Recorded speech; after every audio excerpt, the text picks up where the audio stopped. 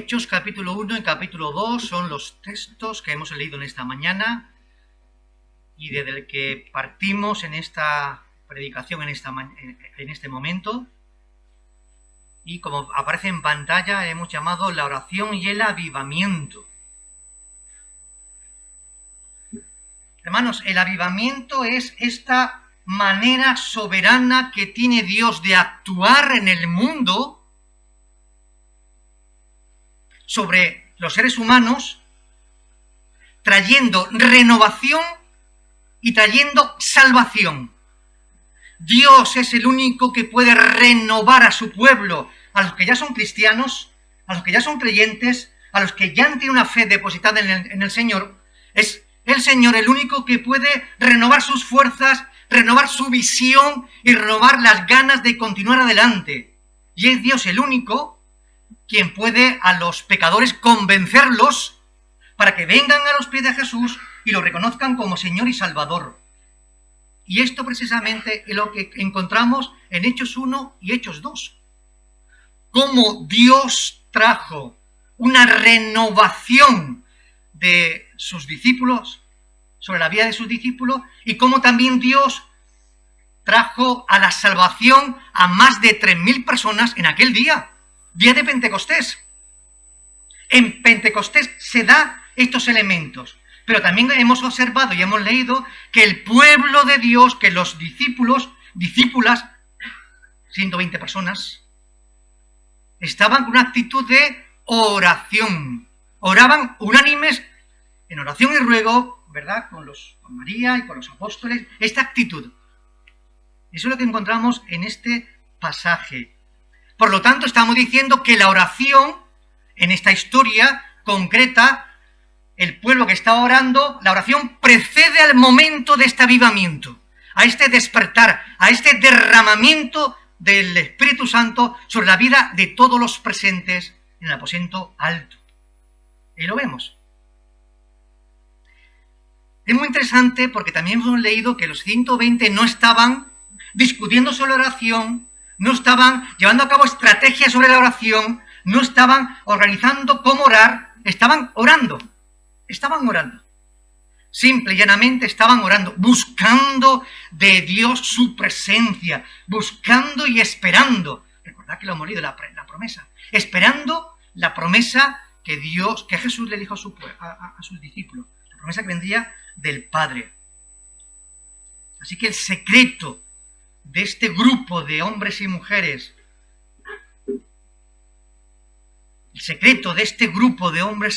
estaba en que Dios estaba pensando en ellos.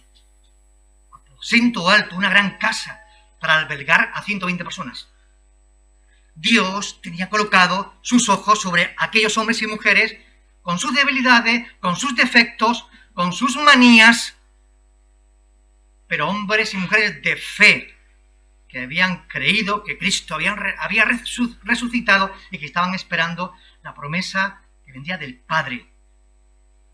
Así que vemos allí a un grupo de hombres y mujeres que formaban una iglesia viva, una iglesia que estaba con las condiciones necesarias para que Dios cumpliera sus propósitos y sus planes. Y eso es lo que vemos en este orden: oración y luego avivamiento. Ese despertar que Dios hizo en las vidas de aquellos 120 personas, que luego pudieron hablar con denuedo, sin prejuicio, sin problema, las maravillas de Dios en los distintos idiomas de aquel momento en el que se encontraban. Y ahora a continuación vamos a hacer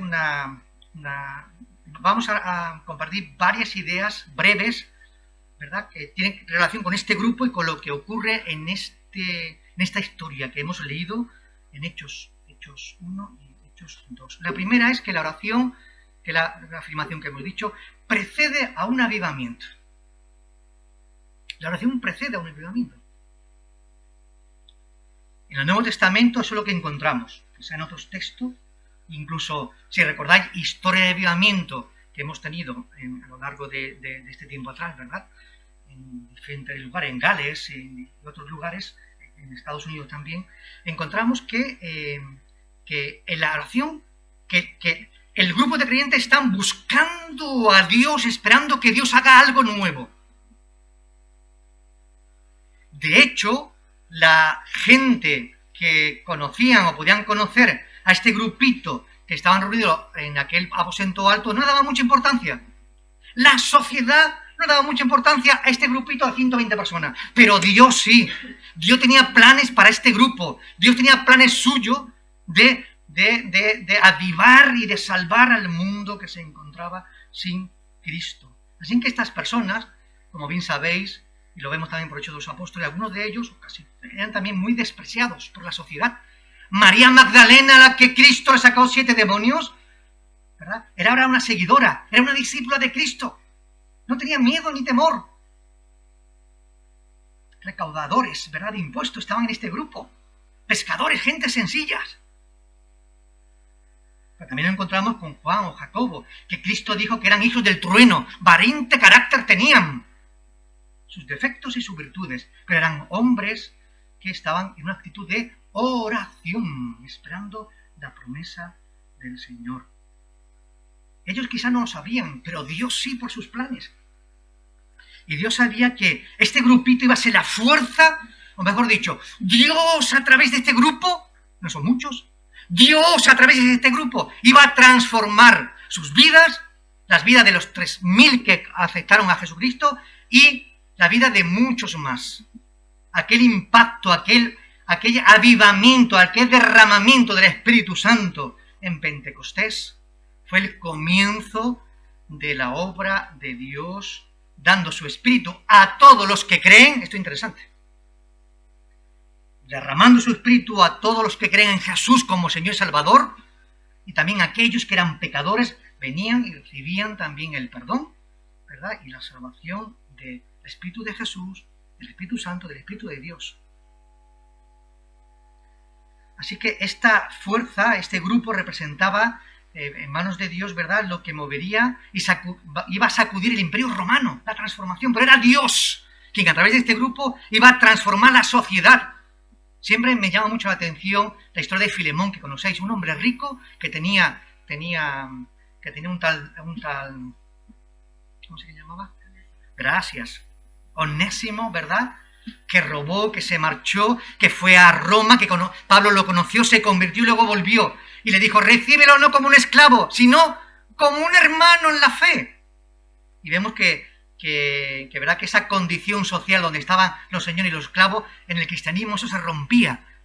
¿Os imagináis al Filemón siendo el patrón y a Onésimo siendo un esclavo ahora en un contexto de un culto, de una celebración? Los dos estaban en el mismo nivel, ¿eh? Ambos eran creyentes y según sus dones, quiero entender, pues participaban de la comunidad. Y no era por la clase social, la diferencia que hacía la propia sociedad. Aquí, Cristo transformó la sociedad en hombres y mujeres iguales, hombres y mujeres iguales. ¿Qué encontramos aquí, verdad? Pues Dios transformando, y en el libro de Hechos encontramos eso, ¿verdad? Que precede la oración. Esta actitud de este grupo se encuentra una actitud verdaderamente abierta a la obra del Espíritu Santo. Y eso nos muestra perfectamente que tenemos que volver a Dios en oración. Si queremos que nuestras vidas continúen siendo transformadas, a veces nos pesa venir a la iglesia, a veces nos pesa servir al Señor, a veces nos pesa hacer cualquier obra o servicio. Si queremos que nuestras vidas continúen siendo transformadas por el poder del Espíritu Santo, necesitamos volver en oración al Señor para que Él nos impulse y nos avive y nos despierte a esta nueva realidad.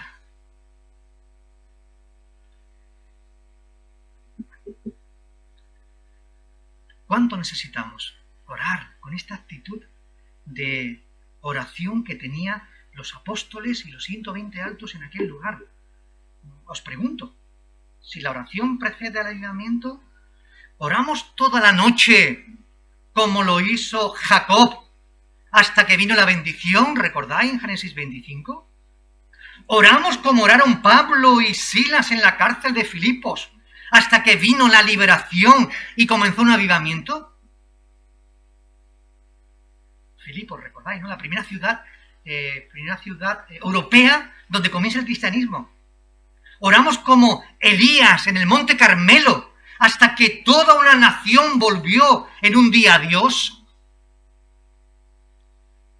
Oramos como oró el pequeño grupo de creyentes.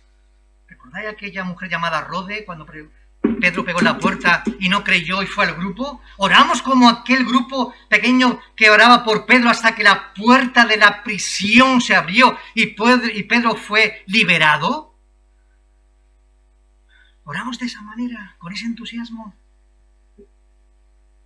Segunda idea, la oración debe ir acompañada. Siguiente. Esto no funciona aquí. La oración debe ir acompañada de arrepentimiento. Estamos diciendo y afirmando que este grupo de hombres y mujeres que estaban en el aposento alto habían experimentado en sus vidas el perdón de Jesús, la liberación de Jesús, la nueva vida que Jesús le había entregado. Hemos hecho referencia a María Magdalena, recordad, ¿no? ¿Recordáis también a Pedro? Que negó haber conocido a Jesús, pero luego arrepentido lloró amargamente y pidió perdón a Dios, a Jesús, perdón, pidió perdón por el hecho de haberle negado. Fue restaurado. Fue restaurado de tal manera que Jesús le dijo, bueno, recordáis qué historia en Juan 20, ¿verdad? Pedro pastorea a mis ovejas. Sí que hay un significado importante en cuanto a la necesidad de arrepentimiento. Necesitamos que Dios nos perdone. Necesitamos también pensar, como le ocurrió a David. ¿Recordáis lo que pasó a David, al gran rey David? Que llegó gritando a Dios, ten misericordia de mí, oh Dios, conforme a tu misericordia. Así que David se acercó con un sentimiento de culpa, con un espíritu de arrepentimiento y con un corazón hambriento de que Dios lo transformara. Y Dios oyó su oración y lo levantó y lo sanó y lo perdonó. Recordábamos al ladrón aquella tarde en la cruz del Calvario. Estaba colocado en su derecha. Le dijo, Señor, acuérdate de mí cuando vengas en tu reino. Y Jesús le dijo, de cierto te digo que hoy estarás conmigo en el paraíso. Este hombre se arrepintió. Pero también la oración debe ser intercesora. Queremos pensar que este grupo de los 120 que estaban orando, esperando la promesa del Padre, en actitud de oración, queremos pensar que también estaban orando unos por los otros. Y posiblemente queremos pensar que estaban orando unos por los otros y tenían también en mente a Pedro, que fue el que fue restaurado y al que Dios le dijo, restaura a mi iglesia, pastorea a mi rebaño, ¿verdad? Estaban orando unos por los otros. Recordamos a Pablo que invitó a los hermanos en Éfeso para que orasen por él, para que Dios le diera de nuevo y consiguiera predicar la palabra como esperaba, con poder y con gloria, predicar sus buenas noticias de salvación. Así que aquella oración de los hermanos en Éfeso, una oración humilde y sincera, ayudó a ungir los labios de un gran apóstol llamado Pablo. ¿Nos damos cuenta, hermanos y hermanas, que nuestras oraciones pueden también ayudar a otros en sus labores ministeriales? ¿Nos damos cuenta que podemos orar por hombres y mujeres que conocemos para que testifiquen, para que sirvan, para que amen, para que lleven a cabo su ministerio? La oración también debe proceder de corazones devotos y vidas consecuentes, llenas de motivos verdaderos. Hermanos, aquel grupo que se encontraba en el aposento alto eran hombres y mujeres que tenían una gran devoción por Jesús. Para ellos lo más importante era Jesús, el resucitado, que había transformado, que le había convencido y que ellos vivían ahora en esta comunidad esperando lo que Jesús le había dicho. Recordamos lo que dice Santiago, la oración del justo puede mucho. Pero también conocemos, ¿verdad?, las condiciones para que la oración sea contestada por el Señor. Si en mi corazón hubiese yo mirado la iniquidad, el Señor no me hubiese escuchado, dice el Salmo. Y en una ocasión, un grupo de misioneros y también indios cristianos le preguntaron a Gandhi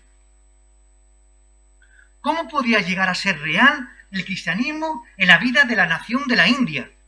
Y querían escuchar a Gandhi cuál era su respuesta. Y Gandhi contestó: ante todo, tengo que sugerir que los cristianos deben comenzar a vivir como Jesucristo vivió, y no de otra manera. Nuestro modelo es nuestro Señor Jesucristo. La oración debe ser sincera. Este grupo de hombres y mujeres en el aposento alto habían escuchado a Jesús orando. Quería que Jesús le enseñase a orar. Este grupo de hombres y mujeres sabían lo que significaba verdaderamente una oración sincera, una oración abierta a Dios. Estos hombres y mujeres, estos apóstoles, habían escuchado a Jesús hablar sobre la idea y la parábola del fariseo y el publicano. Ellos sabían qué significaba una oración, ¿verdad?, sincera. No una oración superficial. No algo rutinario. No algo que sale solamente de los labios, sino algo que sale de lo más profundo del corazón. Solo saliendo de lo más profundo del corazón puede ser una oración poderosa. Alguien dijo: no oramos para hacer que Dios esté dispuesto a impartir gracia, no, sino para que nosotros nos dispongamos a recibirla. La oración debe ser impregnada de fe. No tenemos ninguna duda que aquellos 120 personas que estaban en el aposento alto oraban con fe. Estaban con expectativa. Sabían que estaban esperando la respuesta de Dios. Marcos nos dice: por tanto os digo que todo lo que pidiereis orando, creed que lo recibiréis y será y os vendrá. Elías también tenía fe cuando había arreglado la leña bajo el altar en el monte, en el Carmelo.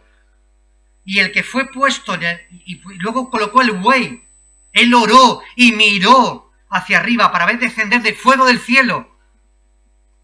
Orar sin fe es orar sin agradar a Dios y sin esperar respuesta.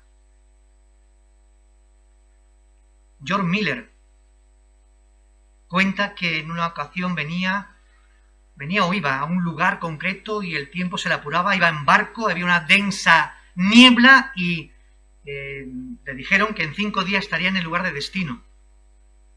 Así que la niebla le impedía. ¿Sabe lo que hizo él? Orar. Esta fue su oración: Señor, que tu voluntad concuerda con la mía, hará que lleguemos a tiempo. ¿Y sabe lo que ocurrió? Que según dice la historia, que se desapareció la niebla. Y la última idea: la oración debe proceder de una persona que ha sido transformada por Jesucristo. Este grupo de hombres y mujeres habían sido conquistados por el amor de Jesús. Eran personas que habían sido transformadas. Sus pensamientos, sus corazones, su forma ahora de actuar eran distintas. Pero a veces estos hombres transformados se metían en muchos líos. Hemos dicho el caso de Pedro, ¿verdad? Señor, cuando Jesús le habla, mirad, en esta noche herirán al pastor y las ovejas se dispersarán. Y Pedro: Señor, pues yo estaré siempre contigo, nunca te abandonaré. Pedro: en esta noche tú me vas a negar, ¿verdad? Me vas a negar. Así que a veces estos hombres y mujeres que hemos sido transformados nos metemos en la boca del lobo. En lugares insólitos o en circunstancias desdichadas. ¿Recordamos a Jonás? Porque estuvo en la boca, digo yo, en el vientre de gran pez, huyendo de Dios. ¿Recordáis a David? Jonás capítulo 2. Recordamos a David, que estuvo en territorio enemigo haciéndose el loco, primer libro de Samuel 21. Recordamos a Abraham, que estuvo en Egipto, mintiendo acerca de su esposa, Génesis 12. Recordamos a Lot, que vivió en Sodoma, en una sociedad malvada y corrupta, y quiso vivir, Génesis 13. Recordamos a Elías en el desierto, revolcándose de su autocompasión, primer libro de Reyes 19. Recordamos a Pedro en el patio, queriendo seguir a Jesús de lejos, pero negando a su Señor, Lucas 22. Así que no deberíamos de estar nunca en uno de estos lugares que no nos ayuda en nada. Pero si estuviésemos, si cayésemos, ¿verdad? Tenemos que buscar al Señor y Él nos ayudará. Concluimos. Hermanos, Hechos capítulo 1 y capítulo 2. La oración precede a este despertar y este avivamiento. El avivamiento tiene que ver con la obra soberana, cuando Dios quiera. Acto soberano de Dios que transforma a sus hijos con un nuevo ímpetu, con un nuevo deseo, con una nueva ilusión por Dios y por Cristo. Hay por ahí una famosa frase que siempre me ha gustado, que incluso creo que hay un libro por ahí, Locos por Jesús. ¿Suena este libro, Locos por Jesús? Me encanta, Locos por Jesús. O sea, Locos por Jesús está demostrando gente sencilla, ordinaria, pero que actúan con una convicción que creo que necesitamos también nosotros.